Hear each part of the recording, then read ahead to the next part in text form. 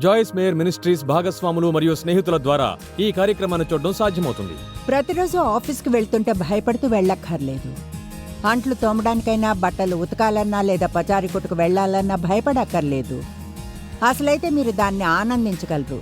మీరు అనవచ్చి ఎలాగో చెప్పండి అని చెబుతాను.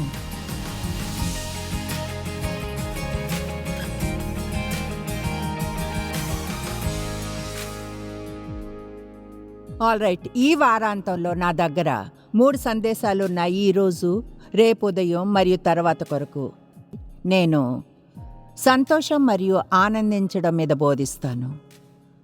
అయితే సంతోషం కంటే కూడా ఎక్కువగా ఆనందించడం గురించి ఎక్కువ మాట్లాడతాను.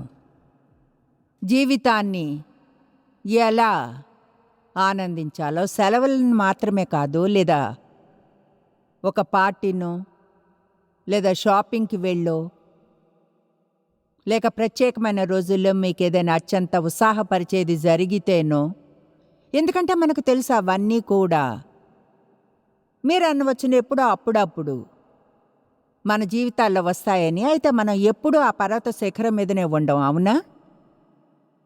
జీవితం ఎక్కువగా సాధారణమైంది.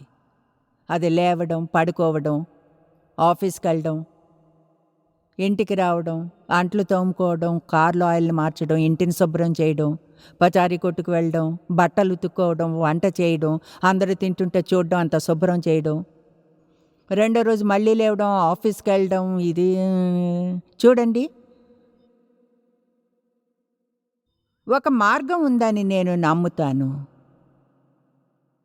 దేవుని సహాయం ద్వారా మనం ఆనందించడానికి మనం చేసే ప్రతి ఒక్కటి ఆనందించడానికి.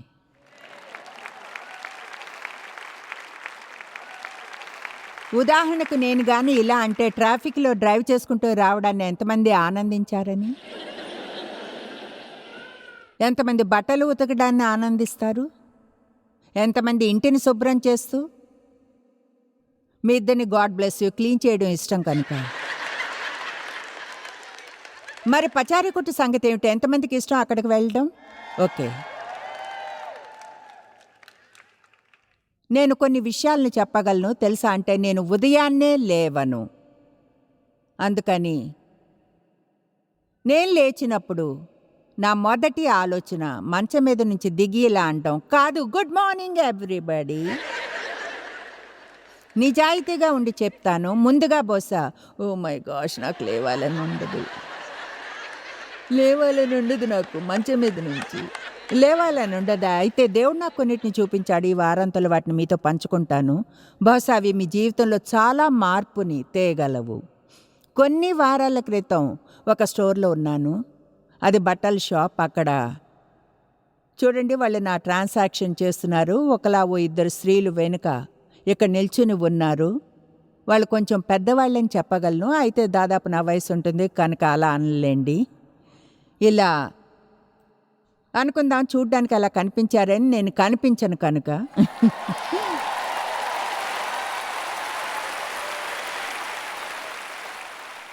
మీరు ఒప్పుకుంటే మంచిది, ఎందుకంటే వర్కౌట్ చేసి శ్రమ పడతాను. వారిలో ఒకరు ఇంకొకరితో ఇలా అన్నారు, సరే ఎలా ఉన్నావు? అందుకు ఆమె చూడు ఏదో రోజులు గడుస్తున్నాయంతే. ఆమె మరొకరితో ఇలా అంది, మరి నువ్వెలా ఉన్నావు? అందుకు ఆమె, అదిగో దాదాపు తనలానే ఉన్నాను, ఏదో గడుస్తుంది. అనుకున్నాను ఏమన్నా తెలుసా, నిజంగా అది విషాదకరం. అయితే చాలా చాలామంది కథ ఏదో జరుగుతుంది, రోజులు గడుపుతున్నాం. దేవుని వద్ద మన కోసం ఎంతో ఉంది. అంతకంటే తెలుసా మీకు? దేవుని గురించి ఏదో గడిపేయడం అనేదే లేదు. ఆయన యెహోవా ఎల్ షడ్డాయి, దేనికి దేవుడు, ఎక్కువకు దేవుడు ఆయన. సరిపోయేదానికే కాదు, లేదా పర్వాలేదు సరిపోతుంది కాదు, కానీ ఆయన ఎక్కువకు దేవుడు. ఒక పాయింట్ని చెప్తాను, ఇక్కడున్న అందరికీ ఆనందం ఉంది. ఒకవేళ మీకు యేసు ఉంటే ఆనందం ఉంది. అది మీలో ఉంది, మీ ఆత్మలో ఉంది. అయితే సాతాను నిజంగా కష్టపడతాడు దాన్ని బయటకు రాకుండా ఆపడానికి. లేదా దాన్ని మనం ఫీల్ అవ్వకుండా, ఎందుకంటే దేవుని ఆనందమే మీ బలము కనుక.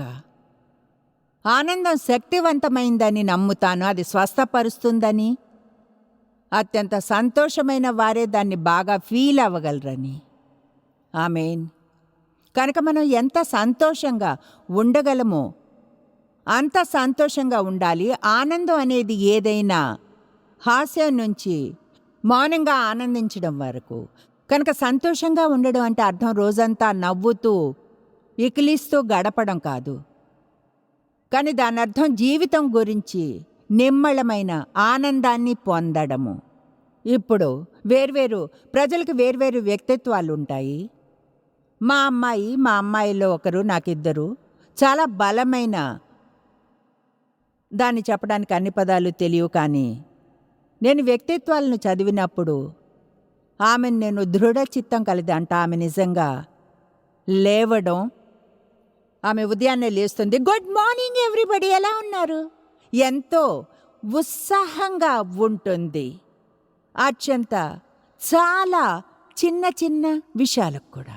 నేను చెప్పగలను ఆమె మిగతా అందరికంటే ఎక్కువగా ఆత్మికంగా ఉంటుందని కాదు. ఆమె ఆత్మికమైన అమ్మాయి, దేవుడిని ప్రేమిస్తుంది, ఆయన వాక్యాన్ని బోధిస్తుంది. అయితే ఆమె ఎక్కువగా అదంతా వ్యక్తిత్వం. అందుకని మనం తెలుసుకోవాలి అందరి వ్యక్తిత్వాలు వేరుగా ఉంటాయని. అయితే మొన్న ఒక రోజున ఆమె ఫోన్ చేసింది, మా ఇంటికి వచ్చింది. తర్వాత ఫోన్ చేసింది, ఓ మీ ఇంటి నుంచి వెళ్ళేప్పుడు ఇంకొన్ని క్రిస్మస్ లైట్ల షాపింగ్ చేశాను, ఇంకా ఎలా అంది. ఎంతో ఉత్సాహంగా ఉంది, దాదాపు ఊపిరి ఆడనట్లయిపోయింది. ఇప్పుడు తెలుసా, క్రిస్మస్ నాకు ఇష్టమే, లైట్లన్నీ నాకు ఇష్టమే, కానీ ఇంకా వాటికై ఊపిరాడినంత ఉత్సాహపడలేదు. అది నా వ్యక్తిత్వపు చక్రంలో లేదు. ఆమేన్. కనుక నేనిలా అన్నప్పుడు తెలుసా, మీ జీవితంలోని ప్రతి భాగాన్ని ఆనందించవచ్చునని. దాని అర్థం మీరు ఆమెలానే ఉండాలని కాదు, లేదా బహుశా మరెవరిలానో. ఎంతమంది అదుగో అలా ఉండేవారు తెలుసు, వాళ్ళు ప్రతిదానికి బుడగలా ఉబ్బిపోతారు అని. చూడండి, మీరు నిజాయితీగా ఉంటే, మీరు కానీ ఒకలా బలమైన కాలరిక్ టైప్ ఏ అయితే, కొన్నిసార్లు మీకు వాళ్ళు కోపాన్ని తెప్పిస్తారా? ఎందుకంటే చూడండి, మీరు ఒకలా ఆలోచిస్తారో నాకు బ్రేక్నివ్వండి. ఎవరు వాళ్ళ క్రిస్మస్ లైట్ల కోసం ఊపిరాడినంతగా ఉత్సాహపడరు, కానీ ఆమె అయింది.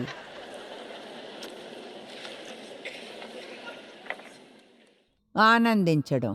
మిమ్మల్ని ప్రశ్న అడుగుతాను, మీరు మీ పిల్లల వారుగా ఆనందిస్తుంటే చూస్తే మీకు సంతోషంగా ఉండదా?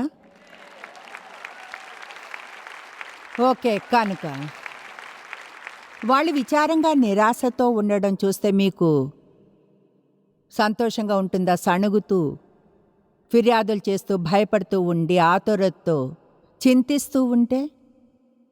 చూడండి, మనం కానీ మనుషులుగా మన పిల్లలను గురించి అలా ఫీల్ అయితే దేవుడు ఎలా ఫీల్ అవుతాడనుకుంటారు?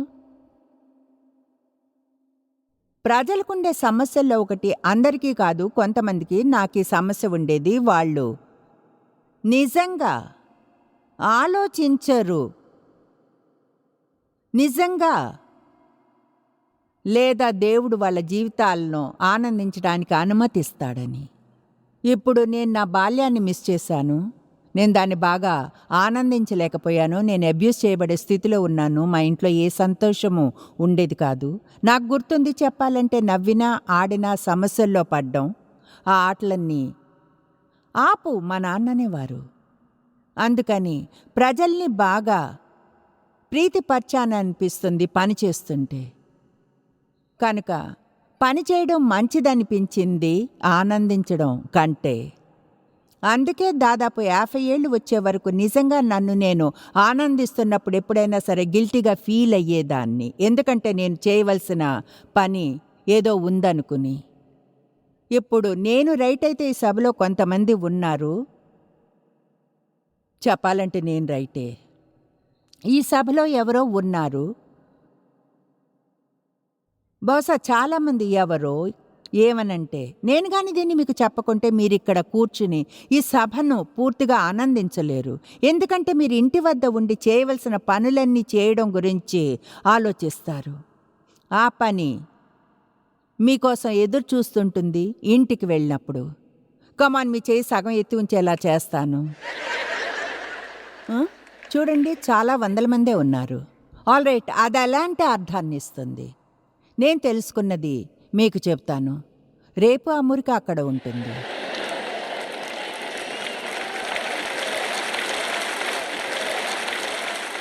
ఇప్పుడు అది ఎప్పటికీ అక్కడ ఉండాల్సిన అవసరం లేదనుకుంటాను. అయితే దాని అర్థం మీరు ఎప్పుడు బ్రేక్ తీసుకోకూడదని కాదు. అసలైతే మీరు కానీ బ్రేక్లు తీసుకుంటే మరింత బాగా సమర్థవంతంగా చేయగలుగుతారు. మీరు ఆనందించే వాటిని. నేను చివరికి రోజంతట్లోనే 5 నిమిషాల చిన్న బ్రేక్స్ తీసుకునే స్థితికి వచ్చాను. గతంలో అయితే ఒకటి దాని నుంచి మరొక దానికి వెళ్ళేదాన్ని.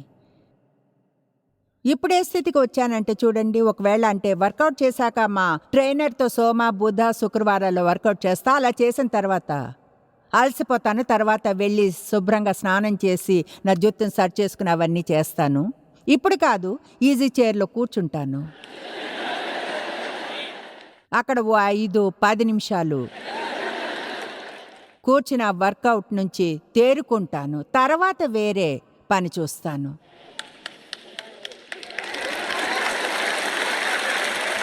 చూసారా? మీరు ఆశ్చర్యపోతారా? కొంచెం 5 నిమిషాలు చిన్న చిన్న బ్రేకులు అవి మిమ్మల్ని ఎలా బాగు చేసి తాజాగా చేస్తాయో, అక్షరాల మీ రోజుని ఆనందించడానికి సహాయపడేలా చేస్తాయి. ఎక్కువగా అది సాధారణ విషయాలను చూసుకోవడమే అయినా.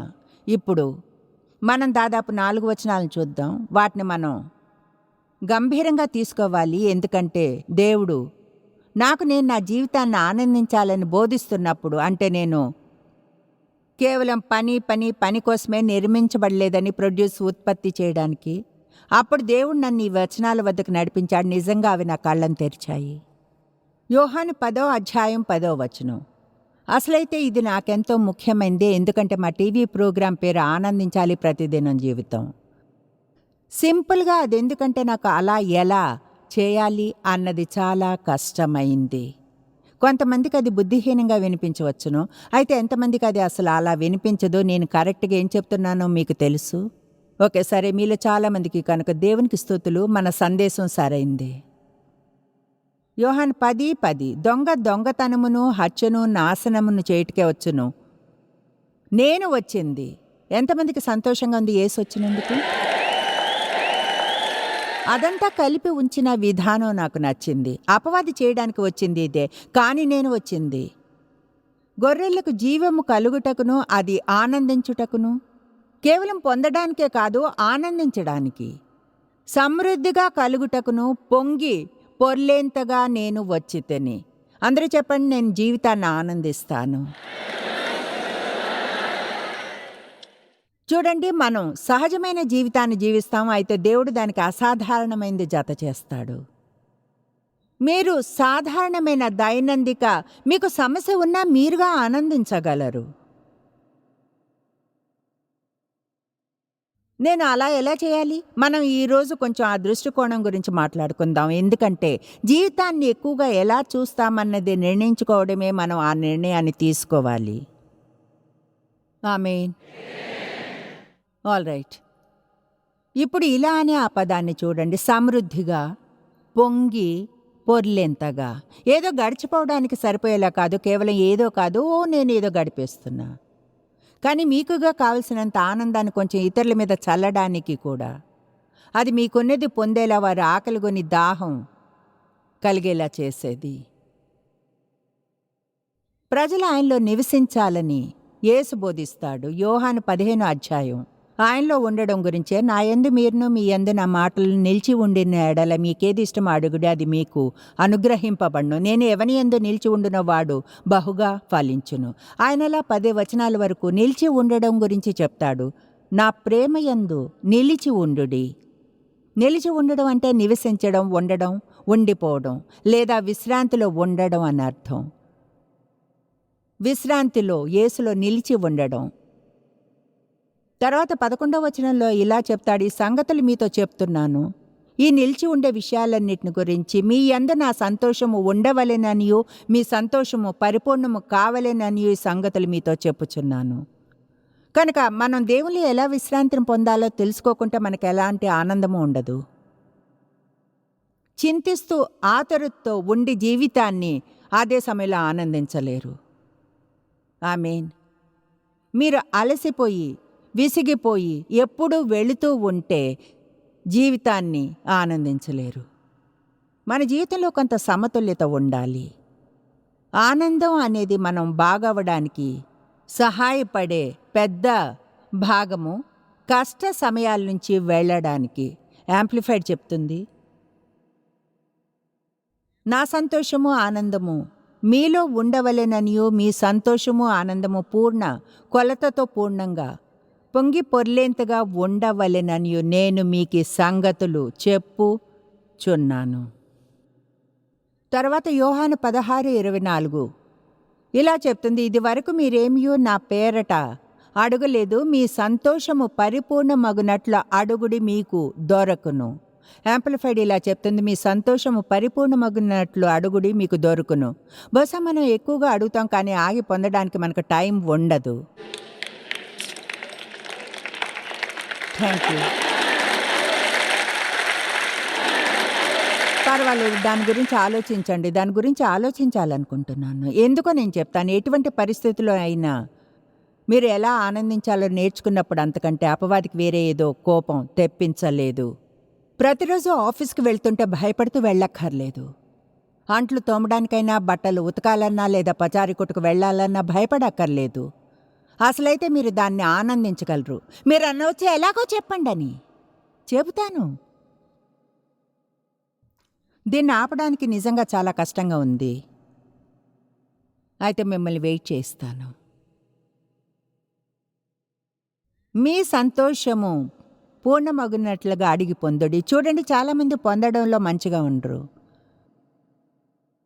మీకు నిజంగా ఎవరికైనా ఏదైనా ఇవ్వాలంటే వాళ్ళు దాని గురించి ఇలా అంటూనే ఉంటే చాలా కాలం వద్దు వద్దు వద్దు వద్దు వద్దు అని. నేను ఎలా అంటే, తీసుకుంటావా, దీన్ని ప్లీజ్ తీసుకో. చాలాసార్లు దేవుని నుంచి ఎలా పొందాలో మనకు తెలియదు. చూడండి, కొంతమంది ఈరోజు దేవుని దయను స్వీకరించాలి. కమోన్, అది ఒక ఉచిత వరం. ఏడాది క్రితం చేసిన దేనికో మీపై మీరింకా కోపంగా ఉన్నారు. దేవుణ్ణి క్షమించమని అడిగారు, ఆయన క్షమించాడని నమ్ముతున్నారు కూడా. అయితే మిమ్మల్ని మీరు క్షమించుకోలేదు, ఎందుకంటే దేవుని దయను మీరు పొందలేదు. దయ అంటే మీకు అర్హత లేనప్పుడు కూడా మీ పట్ల దేవుడు మంచిగా ఉండడమే. అసలు దయ అంటే ఏమిటో ముందు తెలుసుకోండి, అది మీకు సంతోషాన్ని ఇస్తుంది. తర్వాత యోహాను 17:13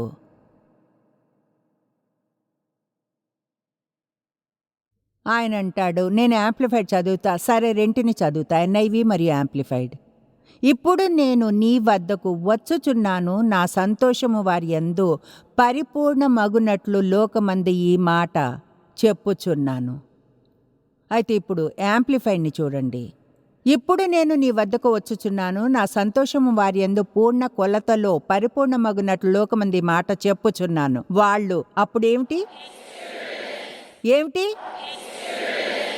ఓ మై గాష్ అంటే మీ అర్థం ఇది విశ్వాసపు విషయం కాదంటారా? అయితే ఆయన నిజంగా మనం ఆయన సంతోషాన్ని అనుభవించి జీవితాన్ని ఆనందించే అనుభవాన్ని పొందాలంటాడు. చూడండి, నేను విశ్వాసం కొరకే ఉంటా, విశ్వాసంతో నమ్ముతూ, విశ్వాసంతో నిరీక్షిస్తూ. అయితే తెలుసా, నేను దాన్ని పొందాలనే సమయం వస్తుందని. నాకు దాన్ని పొందే అనుభవం కావాలనుకుంటాను. నేను ఎవరికైనా అది నిజమని చెప్పగలిగేలా ఉండాలి, నిరీక్షణకు ఫలం పొందానని. కమాన్,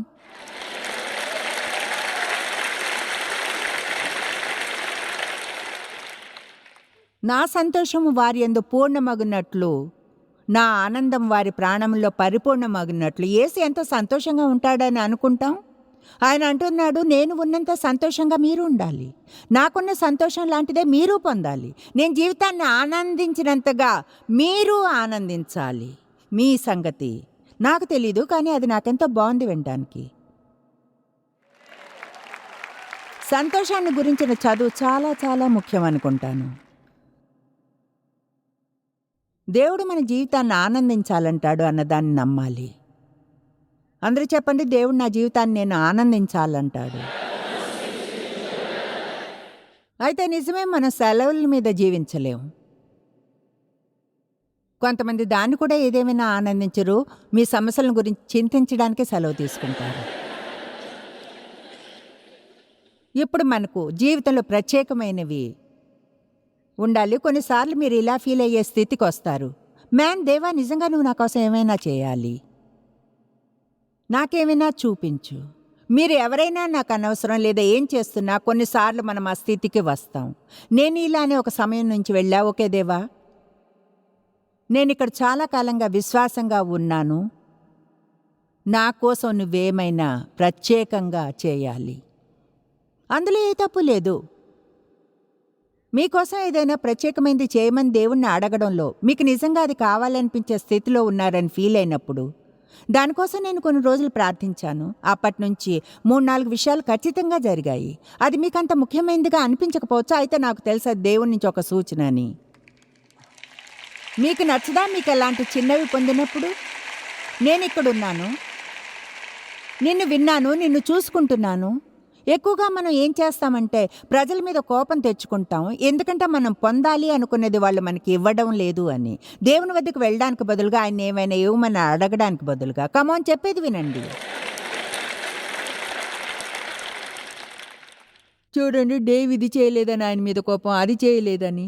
తెలుసా, అలా ఏళ్ల తరబడి చేశా, నేను చెప్పగలను అదంతా వ్యర్థమే అని. అది మీరు పెళ్లి చేసుకున్న వారిని ఏమాత్రం మార్చదు. మీకు సంతోషం లేనందుకు వారిని నిందిస్తే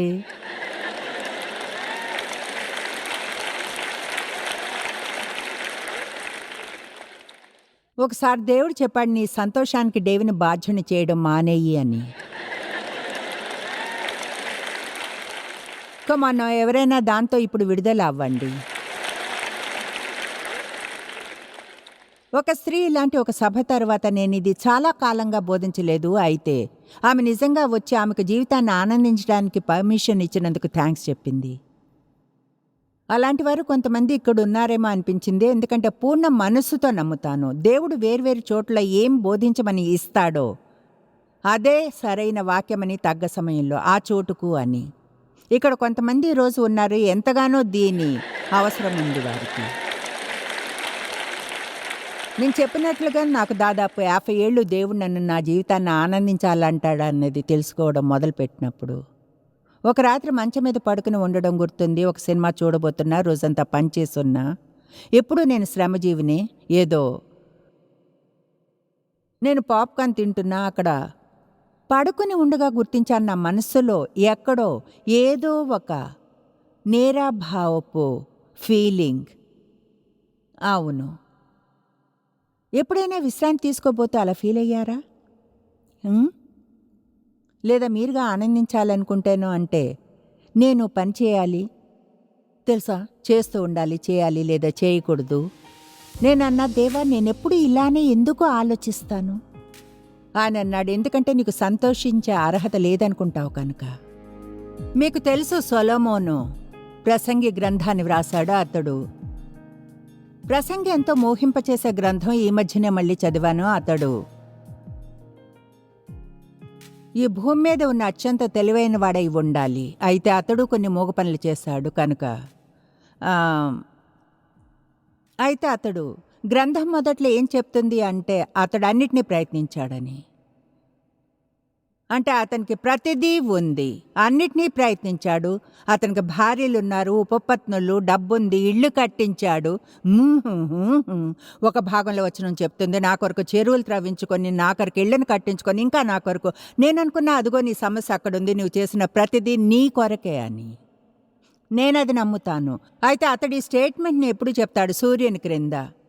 అతడు మాట్లాడేదంతా భూమి మీద దాని గురించి, భూలోక సంబంధమైన వాటిలో ఆనందాన్ని పొందడానికి ట్రై చేశాడు. మీరు నిజంగా అలా చేయలేరు. ఇక చివరికి గ్రంథపు చివరి 12వ అధ్యాయంలో అతను అంటాడు, అతడు అవన్నీ చేసిన తర్వాత అతనికి జ్ఞానం కలిగింది. ఏమనంటే మనిషి యొక్క పూర్ణ కర్తవ్యం దేవునికి భయపడి ఆయనకు విధేయత చూపడమే అని. అదిగో అదే మీ జీవితంలోని ప్రతి వంకర పరిస్థితిని సరిచేయగలదు. ఆమేన్. అయితే కొన్ని వచనాలు అతను చేసిన కొన్ని పనులు తెలుసుకున్నవి బాగున్నాయి అనిపించింది. ప్రసంగి 2:24-25లో అతనంటాడు, అన్నపానములు పుచ్చుకొనుట కంటెను తన కష్టార్జితము చేత సుఖపడుట కంటెను నరునికి మేలుకరమైనదేదియూ లేదు. ఇదియును దేవుని వల్ల కలుగునని నేను తెలుసుకొంటిని. అది ఆసక్తికరంగా ఉంది. అతడు చెప్పాడు, మనం చేయగల శ్రేష్టమైన వాటిల్లో ఒకటి, మీ పని ఎలా ఆనందించాలో తెలుసుకోండి. చూడండి, నేను చేసే పని ఆనందిస్తాను. ఈరోజు ఇప్పుడు ఆనందిస్తున్నాను. సభకు రావడానికి రెడీ అవుతుంటే ఆనందించాను. మీరు అనవచ్చును, అవును చూడండి, నాకు మీ పని ఉండుంటే నేను ఆనందించేదాన్ని. లేదు, ఆనందించలేరు. మీరు ఆనందించలేరు, మీకు నా పని ఉండదు కనుక. దేవుడు మనలోని ప్రతి ఒక్కరికి ఒక పని ఇచ్చాడు. మీ పని ఏమిటో దాన్నే మీరు సంతోషంగా చేయాలి. ఆ పన్నే ఆనందించాల్సి ఉంటుంది. మీరనవచ్చును, నాకున్న ఈ స్టూపిడ్ పని నేను ఆనందించే ఛాన్సే లేదు, ఈరోజు అయిపోయే వరకు వెయిట్ చేయండి. బహుశా వేరైన వైఖరితో ఇంటికి వెళ్తారు. లేకుంటే నా దగ్గర వేయడానికి ఇంకో 2 షాట్లు ఉన్నాయి. ఎంతమంది అనుకుంటారు ఎలా ఆనందించాలో నేర్చుకోవడం ముఖ్యమని? మీ జీవితంలో అది ఎలాంటి మార్పును తెగలదో ఆలోచించండి. మీరు చేసిన ప్రతిదాన్ని ఆనందిస్తే దాని గురించి ఆలోచించండి. అంటే ప్రతి ఒక్కదాన్ని, అంట్లు తోమాలంటే భయపడక్కర్లేదు, పచారి కొట్టుకు వెళ్ళాలన్నా దేనికి దానికి భయపడకూడదు. తెలుసా, భయపడ్డం భయానికి దగ్గర చుట్టమని. నేను దానికి భయపడను, దాన్ని ఆనందించే విధానాన్ని వెతుక్కుంటాను. ప్రసంగి 4:7-8 నాకు ఇది ఇష్టం. మీరు దీన్ని చూడాలి. అతను అంటాడు, నేను ఆలోచింపగా వ్యర్థమైంది మరి ఒకటి సూర్యుని క్రింద నాకు కనబడును. ఒకడు కలడు. ఇప్పుడు మనం మాట్లాడుకోబోయే మనిషికి 5 సమస్యలున్నాయి. ఒంటరిగా ఉన్న ఒకడు కలడు, అది అతని మొదటి సమస్య. ప్రజలు ఉంది ఒంటరిగా ఉండడానికి కాదు, మనం కమ్యూనిటీ మరి ఇతర ప్రజలతో సహవాసం కొరకు ఉన్నాం. కనుక మిమ్మల్ని మీరు ఏకాంతంగా చేసుకుని ఎవరి అవసరం లేదనుకోకండి, ఎందుకంటే మనకు ఇతరుల అవసరం మనకుంది. ఆమేన్. అతనికి జతగాడు లేడు, కుమారుడు లేడు, సహోదరుడు లేడు, అయినా ఎడతెగక కష్టపడును. అది ఆ మనిషి రెండవ సమస్య. అతనికి పనికి అంతమే లేదు. అతనికి 5 నిమిషాల విశ్రాంతి ఎలా తీసుకోవాలో తెలీదు. అతని కన్ను మూడవ సమస్య, ఐశ్వర్యం చేత తృప్తి పొందడు. అంటే అతడు ఎంతగా కష్టపడతాడంటే, ఎంతో డబ్బు ఉంది, అయితే అతను సంపాదించిన డబ్బుతో తృప్తి లేదు అతనికి, ఎందుకంటే అతనికి దురాశ. కనుక అతడంతగా కష్టపడినా అతనుకున్న డబ్బుతో ఆనందించలేకపోయాడు.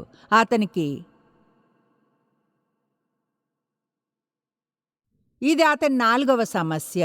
నేను ఎవరి నిమిత్తము కష్టపడుచున్నాను, అతను అది ఎందుకు చేస్తున్నాడో తెలీదు.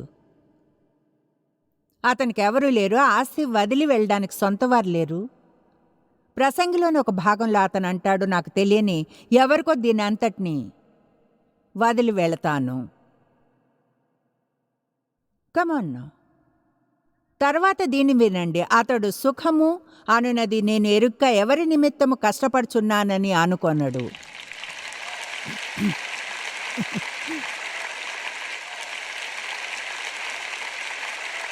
ఆమేన్. మీరదే ఎందుకు చేస్తున్నారు?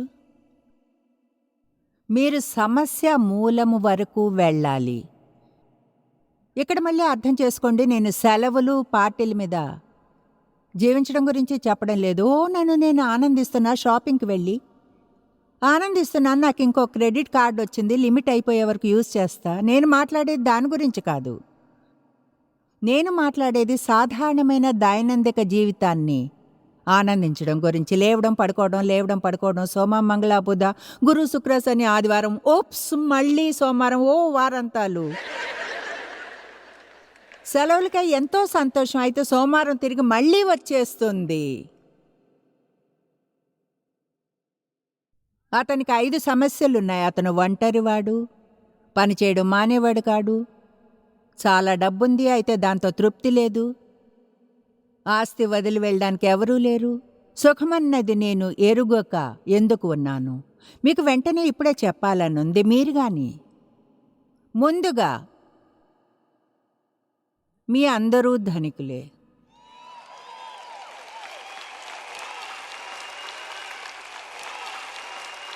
అతడు ధనం పొందడం గురించి చెప్పాడు. మీరు అనుకుంటూ ఉండొచ్చు, మీకు తెలుసా, నాకు గాని డబ్బుంటే సంతోషంగా ఉంటాను. అలాంటి రూల్ ఏం లేదు. ఎందుకంటే కేవలం డబ్బుకే మిమ్మల్ని సంతోషపరిచే శక్తి లేదు. నిజంగా దానికి లేదు. అయితే మంచితనం కోసం నన్ను చెప్పనివ్వండి, ఇక్కడికి ఈరోజు వచ్చిన వారందరూ ప్రపంచంలోని 200 ప్రజల కంటే ధనికులే. కనుక మీ గురించి మీరు సారీ ఫీల్ అవుతూ టైంని వేస్ట్ చేసుకోకండి. మీకు మరింత డబ్బు మరియు మరెవరి జీవితం ఉంటే బాగుంటుందని. మీరు చేయవలసిందంతా మీకున్న దాన్ని బాగా మేనేజ్ చేసుకోవడం మొదలుపెట్టి మీకున్న దానిలో కొంత దాన్ని ఆనందించడం ఆరంభించండి.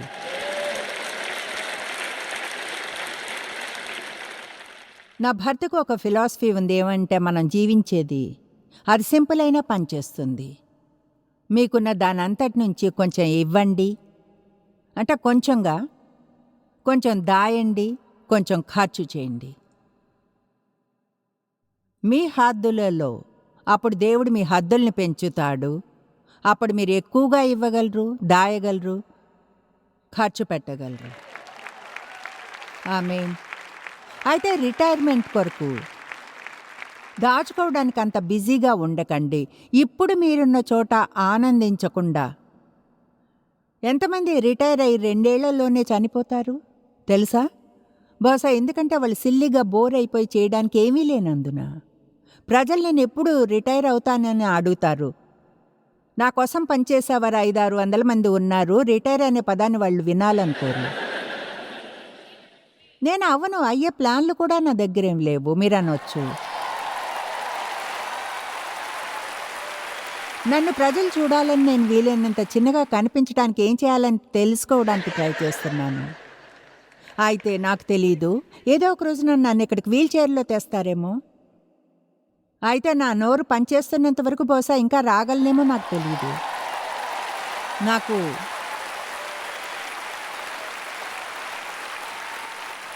నాకు తెలీదు తెలుసా. అలాంటి పరిస్థితులు రావచ్చును.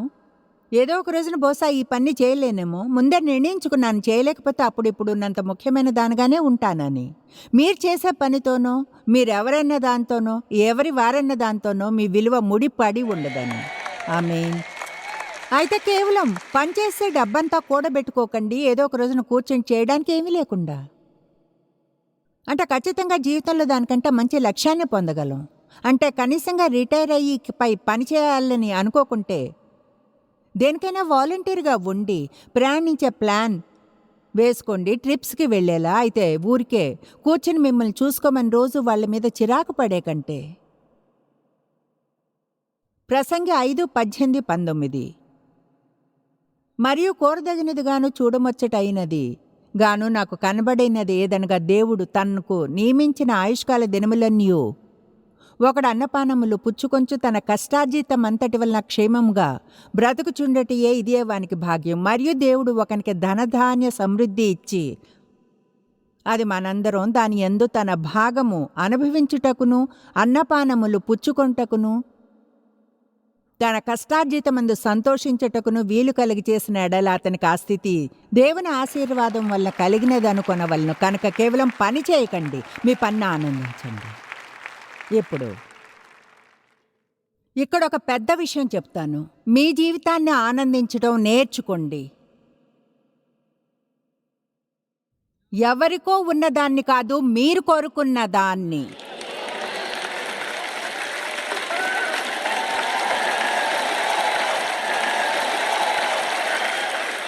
మీరు అసూయపడి మత్సరపడి ఎన్నడూ మిమ్మల్ని ఆనందించలేరు. అది నాకు అర్థం కావడం లేదు. ఎవరో అర్థం చేసుకోమని అడగడం లేదు. దేవుడు మీకు ఇచ్చిన దాన్ని కావుగలించుకోమంటున్నాడు. మీకిచ్చిన దాన్ని నాటబడిన చోట వికసించేలా.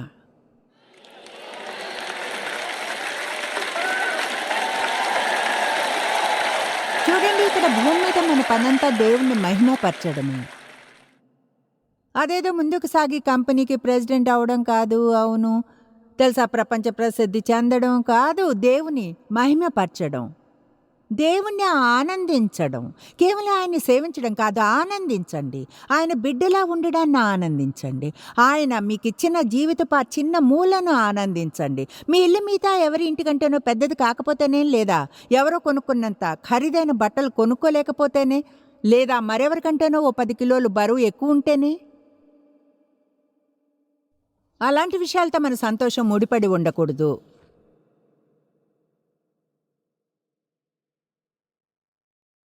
ఎక్కువ జీవితం సాధారణమైంది, అయితే దాన్ని ఆనందించడం నేర్చుకోగలరు. మార్కు 4:26-27. మరియు ఆయన యేసు ఒక మనుష్యుడు భూమిలో విత్తనం చల్లి రాత్రింబవళ్ళు నిద్రపోవచ్చు మేల్కొనుచుండగా వానికి తెలియని రీతిగా ఆ విత్తనము మొలచి పెరిగినట్లే దేవుని రాజ్యము ఉన్నది. విత్తనం మొలకెత్తుతుంది, దేవుడు కార్యం చేస్తున్నాడు. అయితే ఈ లోపల మనం ఎంతో సాధారణమైన జీవితంతో డీల్ చేయాలి. మీరు మీ విశ్వాసపు విత్తనాన్ని నాటండి, దేవుని రాజ్యంలో మీ ఆర్థిక విత్తనాలు నాటండి. నాటి దేవుడు పని చేస్తున్నాడని నమ్మండి.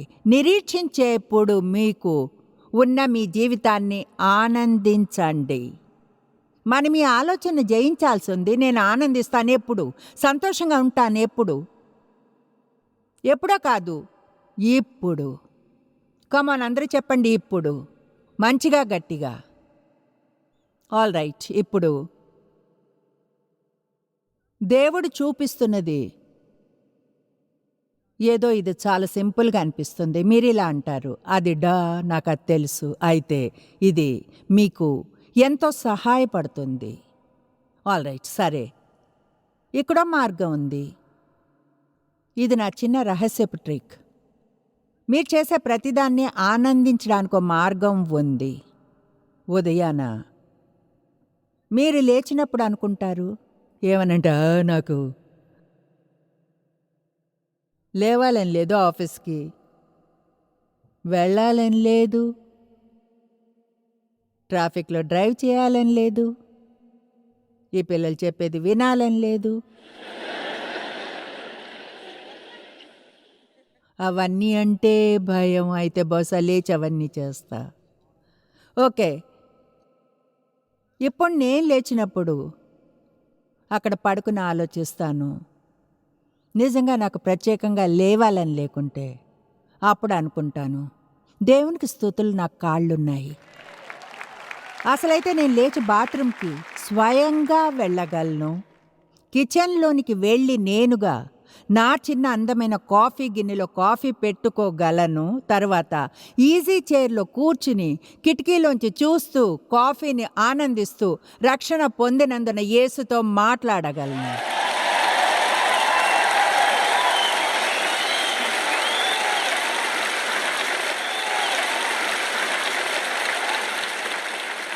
ఇప్పుడు చెప్పబోయే జాగ్రత్తగా వినండి. కృతజ్ఞత అనేది లేకుండా మీ జీవితాన్ని ఆనందించడం అసాధ్యం. అంటే నిరంతరం కృతజ్ఞతగా ఉండడం.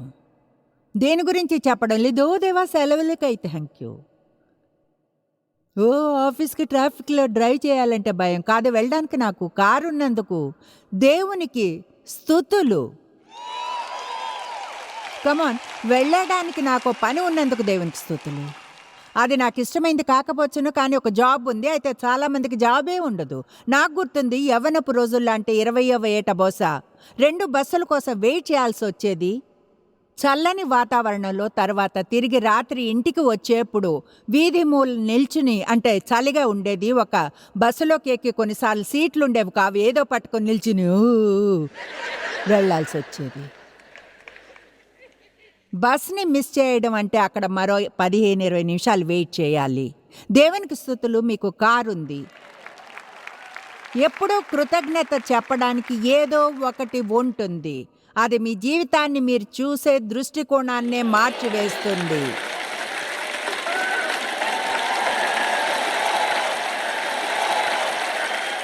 అయితే ఇదేదో అలా ఆటోమేటిక్గా జరిగిపోయేది కాదు, ఎందుకంటే నా సందేశాన్ని వింటారు. మీతో నిజాయితీగా ఉంటా. దీనిపై మీరు కొంచెంగా పనిచేయాల్సి ఉంటుంది సంకల్పంతో. ఎందుకంటే అపవాది మీరు సంతోషాన్ని పొంది జీవితాన్ని ఆనందించాలి అనుకోడు కనుక. నేను దీన్ని ఒక పనిలా చూసేదాన్ని. ఈ సభ అయిపోతే సంతోషం ఇంటికి వెళ్ళి రెస్ట్ తీసుకోవచ్చు అనుకునేదాన్ని. తెలుసా, ఇది స్టూపిడ్ అని నేను స్టేజ్ మీద బ్రతుకుతానంట. గతంలో ఉన్నంతగా కాదు, ఇప్పుడు చాలా మీటింగులు చేస్తా. అయితే గతంలో నిజంగా చాలా చేసేదాన్ని. ఎలా అంటే నేను అక్షరాలా ఇక్కడే జీవిస్తున్నట్లు అనిపించేది. అనుకునేదాన్ని, ఒకవేళ నేను ఇదే అయితే నేను ఇక్కడ నిల్చుని ప్రజలు ఏమనుకుంటారో అని నేను ఎప్పుడూ భయపడను. నేను ఇక్కడ నిల్చుని మీకు నేను నచ్చుతానా లేదా, లేక నేను చెప్పే ప్రతిదీ కరెక్ట్గా చెప్తానా అన్న దాని గురించి చింతించను. ఈ పనిని నేను ఆనందిస్తున్నాను. ఎంతమంది గుర్తించారు ఏమనంటే జీవితాన్ని ఆనందించకూడదు అన్నదాన్ని గట్టిగా తిరస్కరించాలి అని? ఒక్కరున్నారు, చాలా మంచిది. మీకు అర్థమయ్యేలా చేయడానికి అక్కడికి రప్పించకండి.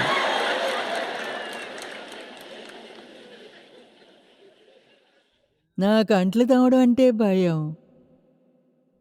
అవును, నిజంగా కష్టం. వాటిని మీ ఆటోమేటిక్ డిష్ వాషర్లో పెట్టి అందులో కొంచెం సోప్ వేసి బటన్ నొక్కడం. పాపం మీరు మ్యాన్ అందులోంచి అంట్లు తీయాలంటే నచ్చదు. కమాన్, నిజం చెప్తున్నానా? ఓకే, ఒక్క నిమిషం నాతో ఇండియాకి ప్రయాణించండి. ముందుగా వారిలో ఎక్కువ మంది స్పూనులతో తినరు, వాళ్ళు చేత్తోనే తింటారు. ఇక పిల్లలు, మనకి ఎక్కువగా ఫీడింగ్ ప్రోగ్రాంలు ఉంటాయి. వాళ్ళ వద్ద మీకు తెలుసా చిన్నవి ప్లేటులు లాంటివి ఉంటాయి, లేదా గిన్నెలు లాంటివి. ఆ పళ్ళాన్ని లేదా గిన్నెను కడగడానికి కావలసిన నీళ్లను ఎవరో ఒకరు దాదాపు 10 మైళ్ళు నడిచి వెళ్ళి కష్టపడి తీసుకుని రావాల్సి ఉంటుంది. కానీ మనకు కష్టమైపోతుంది వాష్ బేసిన్ దగ్గరకు వెళ్ళాలంటేనే. పంపుని తిప్పి ప్లేట్ని కడగడానికి, తిరగదాన్ని డిష్ వాషర్లో పెట్టడానికి, తర్వాత వెళ్ళి తీసుకోవడానికి, తీసి కబ్బోర్డ్లో పెట్టడానికి. కమాన్, నిజం చెప్తున్నాను. చూడండి, మనకు అంత సమృద్ధిగా ఉన్నందున, మనకు అన్ని సౌకర్యాలు ఉన్నందున మనం నిజంగా చెడిపోయాం. ఆమేన్. కనుక మనం కృతజ్ఞతగా ఉండే సామర్థ్యాన్ని పోగొట్టుకున్నాం. తర్వాత దేన్ని ఆనందించలేము. ఎందుకంటే క్రోధం ఉన్న మనిషి తన జీవితాన్ని లేదా వాళ్ళు చేసే దేన్ని ఆనందించలేరు. ఎప్పుడూ ఏదో ఒకటి ఉంటుంది కృతజ్ఞతగా ఉండడానికి, ప్రతి ఒక్క పరిస్థితిలోనూ. ఆమేన్.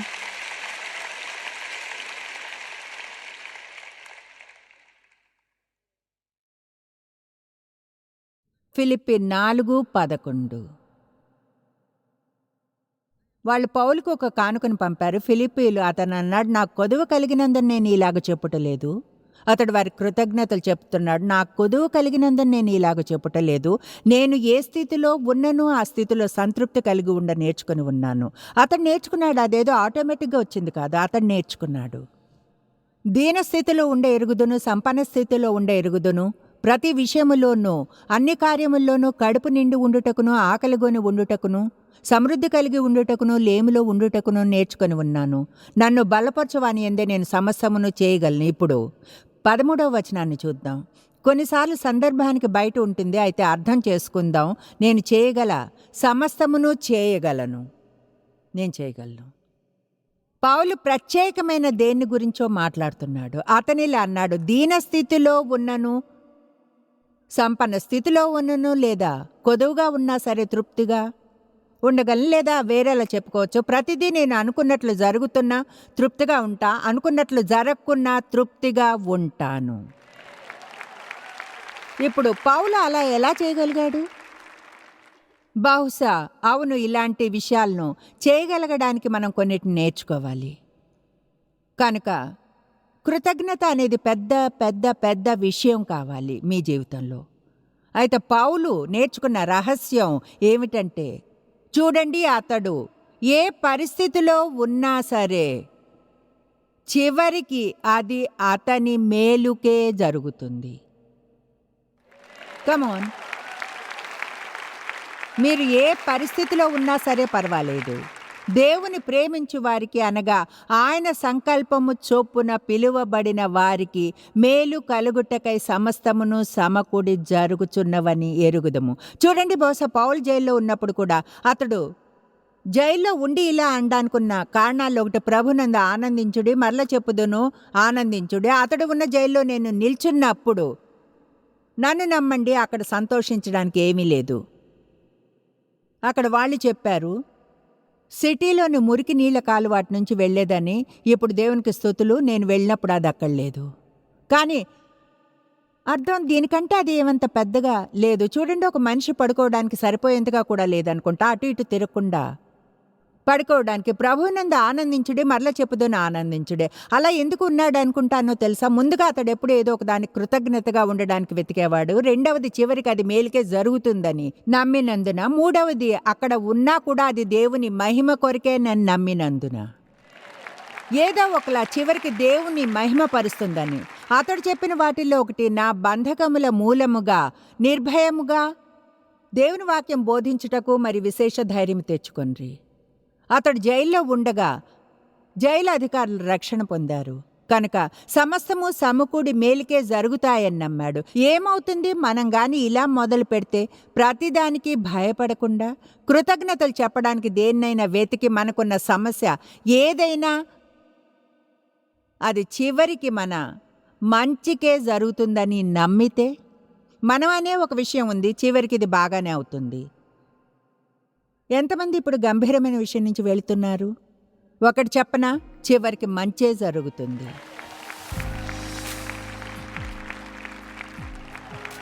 చివరికి మంచే జరుగుతుంది. చేసే ప్రతిదాన్ని ఉన్న చోటన ఆనందించండి, మీరు చేరుకోవాల్సిన మార్గానికి చేరుకునే మార్గంలో. ఇప్పుడు గుర్తుంచుకోండి, దేవుని సహాయంతో జీవితంలో చేసే ప్రతి దాన్ని ఎలా ఆనందించాలో నేర్చుకోగలం. దీనిలో సాధారణమైన దైనందికమైన పనులు ఉంటాయి, మనం ఎదుర్కొనేవి. పరిస్థితులు ఎలా ఉన్నా సరే మీ జీవితాన్ని ఆనందించడానికి మీరు అనుమతి ఇచ్చి ఇప్పుడే మొదలు పెట్టండి.